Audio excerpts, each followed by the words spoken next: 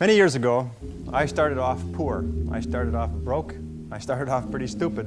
And over the years, I began to study the subject of success. And I had one simple idea that came upon me in my late teens, and I think it was the most important idea that I've ever had. And it was simply this, that if you study successful people and you do what they do, you'll be more successful. And if you study unsuccessful people and you avoid doing what they do, then you will not be a failure.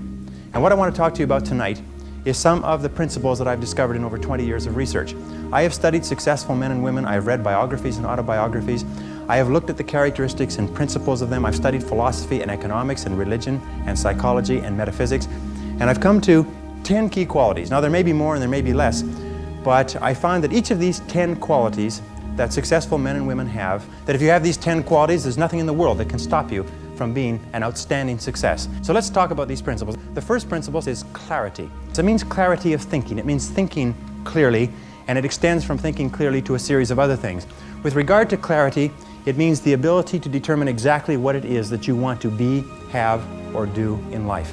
And the more I study successful men and women, the more I find that every single one of them, the top 5%, are very clear about where it is they're going and what it is they want to accomplish. And when I look at unsuccessful men and women, or men and women who seem to be unhappy and floundering, I find that almost invariably they have a very, very limited sense of direction, sometimes no sense of direction at all. As they say, if you don't know where you're going, any road will take you there. If you do not have clear, specific goals for your life, you are doomed forever to work for people who do. And that seems to be the case. And yet only 5% of people have goals. So the key starting point with regard to clarity is to know where it is you're going and what it is you want to be and what it is you want to have and what it is you want to do. The second key with regard to clarity is decisiveness. Be decisive. I've never met a successful person who was indecisive, and I've never met a failure who was decisive. Be decisive. Develop the characteristic and quality of decisiveness. We know that the reason why we are indecisive is because we're afraid of making a mistake. But the terrible thing is that the way that we think becomes a habit, and the habit of indecisiveness can condemn us to failure. We can be talented and intelligent and ambitious, but if we cannot make the hard decisions in our life, and if we cannot make decisions readily, then what happens is we always have to work for people who do make decisions readily. Now, the interesting thing about decisions is that about 80% of decisions should be made the first time they come up. And if you make decisions every single time they come up, sooner or later you will develop the habit of decisiveness. You'll be very clear about what it is you want, and it's easy to make decisions if you know what it is you want to accomplish. And the difference between successes and failures is not that successful people make right decisions, it is that successful people make their decisions right. The third point under clarity is to have a vision for yourself and a vision for your life. The key to having a vision is to have a dream. They say in the song, you've got to have a dream if you want to make a dream come true. And you can fulfill your dreams. All the great movers and shakers throughout all of history have been dreamers. They've been people with dreams. They've been people with visions. All leaders have vision. In the book of Solomon, it says, where there is no vision, the people perish. And the metaphysical meaning of that is that where people lack vision, they perish inside because they lose the excitement and the thrill of life. If the best way to predict the future is to create it, which means to have a vision, and even though the vision is in the air or the sky, then build a foundation under your dreams. And when you see men and women who rise from poverty and obscurity to fame and renown, you invariably see someone who had a vision of what they could be and have and do that was far beyond what they were. Every one of us has had an experience. At one time when we were small, we had a vision of being grown up and having our own cars. And as we grew older, we had a vision of having our own homes and our own families. The problem is that our goals are set so low that even when we do achieve them, they don't turn us on. They don't fill us with enthusiasm. So dream big dreams. The second letter of the 10 is competence. And this is a discovery that I made a couple of years ago, and it just staggered me because I've been studying success for years. And then there's the book In Search of Excellence, and then there's The Pursuit of Excellence, and then there's Refinding Excellence and Losing Excellence, and all the excellence books. And I sat down and looked at this whole concept of excellence, and I saw something that I hadn't noticed. It's almost like something brought to the surface of your mind. I noticed that every single man or woman that I had studied who had achieved any kind of success in any field whatsoever had done it after they had made a commitment to becoming excellent in that field. And I began to look, and I began to compare, and I began to talk to people, and I speak to thousands of people virtually every month. I found that I never found a single person who was successful who was not excellent at what they did. That competence The commitment to becoming excellent in your chosen field is an indispensable prerequisite for success, that if you are not good at what you do, you haven't got a chance in our competitive society unless you win the lottery. And only the top 5 or 10% are excellent. You must commit yourself to excellence. You must commit yourself to becoming the best. And the wonderful thing is that excellence is a journey. It's not a destination. You never get there. Complacency and satisfaction are the key enemies of excellence. But once you commit yourself to becoming excellent, the whole world opens up for you.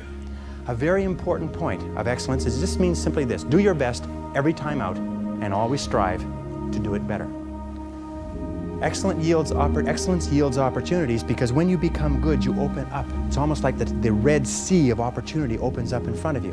When you become excellent, you come to the attention of people, and people try to get you, and they give you more responsibilities and more opportunities. You see, when we do something well, it gives us a feeling of self-esteem and pride. We feel like a winner. But if we do things in an average way, it doesn't give us anything. That's why the companies that have committed to excellence are not hundreds of % better in any given area. What they are is they are 1 or 2% better in 100 different areas. That's the key. You see, you don't have to be a quantum leap different from somebody else. You just have to be a little tiny bit different in the critical areas that make a difference. And you can achieve that simply by making it a goal, setting it as a goal, and working on it. You can become anything that you want to become. The harder you work, the better you get. The average self-made millionaire in America works 12 to 13 hours a day. Works about 60 to 65 hours a week. I'll tell you this with regard to hard work, that in our society you only work 8 hours a day for survival. Everything over 8 hours is for success. And if you're only working 8 hours a day, you're in trouble. If you're only working 8 hours a day, you better have a rich uncle, or you better have somebody else who's going to take care of you, because 8 hours a day only gets you survival in our society. Because it's so competitive that somebody else is working 9, they've got an edge on you. Somebody else is working 10, they've got a bigger edge on you. Every hour over 8 that you invest is an investment in your future, is an investment in your success. And if you put in the hours over 8, whether it's studying or reading or working, if you put in the hours, it will pay off, and it will pay off in spades. It's like throwing seed in the ground. When you throw a seed in the ground, the plant that comes up is not just one seed, it's hundreds of seeds. There's a crop that you put in, but you must put the seed in the ground first. The next letter, C, stands for concentration. Concentration. I think that the ability to focus and concentration are the 2 keys to success in life. You see, in life, there's never enough time to do everything, but there's always enough time to do the important things. Instead of doing what is fun and easy, which is what most people do, you know what they do? They make a list of everything they have to do, and then they start at the bottom of the list and they work on the irrelevant things. At the end of the day, they haven't got anything done. Successful people, peak performers, concentrate on the top items. And remember, anything other than working on the top items on your list is a waste of your time. And time management is not just time management is life management. You can do anything you want with your life if you'll manage your time properly. We all have the same 24 hours a day, and the ability to concentrate, to discipline yourself, to use willpower and perseverance, to concentrate on one thing at a time is a quality of all success. Nothing great has ever been accomplished without the ability to concentrate single-mindedly on one thing at a time. Develop a sense of urgency. A sense of urgency is a quality that is possessed by only 2% of the population. 2% of the population do things fast. 2% of the population have a bias for action. In Tom Peters' wonderful book, In Search of Excellence, he says all the excellent companies have a bias for action. And all of the companies that do not classify or do not come into the excellence category do things when they get around to it. You call them up and you have a problem or a complaint. You hear from them 3 or 4 weeks later. But the excellent companies, you call up with a problem or a complaint, bang, there's somebody back to you in 2 minutes. So develop a sense of urgency. Get the reputation as the person who does things fast. Develop a reputation for speed and dependability, and your future will just open up in front of you. And if you'll develop that habit of working fast, that sense of urgency, act now, do it now, do it now, do it now. In selling especially. Somebody calls you up and has a question, get back to them now. Somebody has a problem, get back to them now. Somebody needs something, move on it quickly. If you have to forego coffee breaks or lunch or something else, move fast. If you develop that reputation for speed, it will be worth a fortune to you. The next C is common sense. You can train your mind to have common sense. You can train your mind to think things through before acting. In my experience, action without thinking is the cause of every failure. Action without thinking is the cause of every failure. And common sense comes from taking the time to think things through before you act.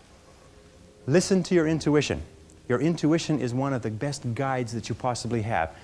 Learn from your setbacks. This is one of the characteristics of high-performing men and women, is that every single time they have a problem or a difficulty, they sit back and they dissect it and they learn everything possible from it. They try to develop general principles. From each setback, they say, what is the valuable lesson I can learn? So you take a look at everything that has happened to you, take a look at the very most difficult experience that you're in right now, and ask yourself, what is the most valuable lesson I can learn from this experience? And believe me, if you look for the lesson, in the Bible it says, seek and ye shall find. It doesn't say seek and occasionally you might find something. It says seek and ye shall find. If you look for the valuable lesson or the seed of an equal or greater advantage or benefit in every difficulty, you will find it. Number 5, C, is creativity. Tap your creative potential. Accept the fact that every single human being is a genius, and all successful men and women are creative. They're creative in that they respond to their world differently. They ask questions, they're flexible, they're curious. You know what, the hallmark of creativity is curiosity. And I find that the smartest people of all, the ones that have the greatest education and the most experience, are the ones who ask the most questions. They ask questions almost as if they were children, but they never stop asking questions. They're very open and flexible, and they have the ability, once they learn a new piece of information, to drop what they're doing if the new information contradicts it and do something else. Do you know what most people do? Most people keep on doing what they're doing until they run into a wall. As they say, the more you do of what you're doing, the more you'll get of what you've got. Remember, 80% of everything that we are doing today in our general business will be different 5 years from now. 80% of the products that we use, the food that we eat, the cars we drive, the music we listen to, the movies we go to, even the streets we drive on, 80% of everything will be new in 5 years. That's how rapidly things are changing. According to the research, all you need is an idea that's 10% new to start a fortune. If you want to be, I'm going to tell you something, that if you want to be wealthy in life, if you wish to become very wealthy, if you wish to become even a millionaire, you can do it if you're willing to pay the price. But most people become millionaires by offering a good or service that people use all the time, and they offer it just a little bit better. They do it just a little bit faster. They put a little bit more grace or finesse into what they're doing. They handle it, they wrap it, they are more polite. The restaurant that has people coming back to it may have food that's only 5% different, but it's the way the people handle it that's so different. You can do anything you want in life. All you have to do is find an idea that's 10% new, and you'll find it if you flood your mind, read magazines, read books, ask questions, ask why people are doing things the way they're doing. Next is consideration. Consideration is based on the fact that the quality of your relationships with other people more than anything else will determine your success in life. How well you get along with other human beings, your quality of interaction will determine your happiness, your success, your achievements, your wealth, and anything else. And that's very, very true. Develop the people skills that you need to be successful. Take courses in communications. Take courses in effective listening. Take courses in public speaking. You know, one of the most important parts of communicating and getting along well with others is the size of your vocabulary. You've probably heard that before. The size of your vocabulary, your ability to express yourself orally, your ability to stand on your feet, your ability to write effectively and get your point across to others will have a tremendous impact on your life, because you cannot imagine a successful person who cannot communicate effectively with other people. Consistency means that dependable, steady, predictable work is always vastly superior to spurts or flashes of brilliance and genius. There's a law of accumulation in the universe, if I can pass this on. A law of accumulation that says that even though you do 100 things or 1,000 things that you don't see, eventually they accumulate and they gather a force of their own. That every single great accomplishment in life is the result of thousands of minor accomplishments that nobody ever sees. But every single great success was at one time a failure. And they failed and failed and failed and failed over and over again. And all great successes are a story of failure, failure, failure, failure, failure. Outstanding success. Boy, ain't he lucky. Isn't that right? Boy, he was lucky. He sure had the right connections. The next C is commitment. I found that the ability or the willingness to make a complete commitment to a job, a commitment to a relationship, a commitment to a profession, to make a commitment is one of the hardest things that human beings do. And yet no success is possible without commitment. Who is it that Emerson said that every great achievement is the triumph of enthusiasm? That the ability to commit yourself enthusiastically, wholeheartedly, 100% to what you want to do is the starting point of all achievement? That if you cannot commit yourself wholeheartedly, it probably means that it's not right for you? And that all of us in life seek for something that we can commit ourselves to. Alan Cox, in his book, The Achievers, which came out last year, found that the executives in the corporations that he studied who achieved the very most in the shortest period of time had found the proper niche for themselves and had lost themselves in their work. Dr. Shirley Blotnick's study of self-made millionaires. 83 out of 1,500 people became self-made millionaires over 20 years. He found that the one quality that they all had in common was that they picked work that they loved, they specialized in that work, they became very good in it, and they eventually became paid very well for it, and then they held on to the money. Courage is the outstanding quality of all leaders. Courage means that you have the ability, you have the willingness to confront your fears. Because what I found over the years is that brave people, courageous people are not people who are not afraid. They're simply people who master their fears. They're simply people who face their fears, confront their fears. And Mark Twain said it many years ago. He said, with regard to fear, he said, do the thing you fear, and the death of fear is certain. Now, fear and courage tend to be habits. That if you are afraid and you give in to the fear and you back away, it becomes a habit to back away whenever you're afraid or unsure. If you're afraid and you force yourself to confront the fear, it becomes a habit to confront the fear whenever you find something that you're afraid of. And you'll find that most fears disappear when you confront them. Dare to go forward in your life. Dare to go forward in the direction of fulfilling your potential. When I was, many years ago, I was a karate student. I was also a karate instructor, and I competed in 3 international championships.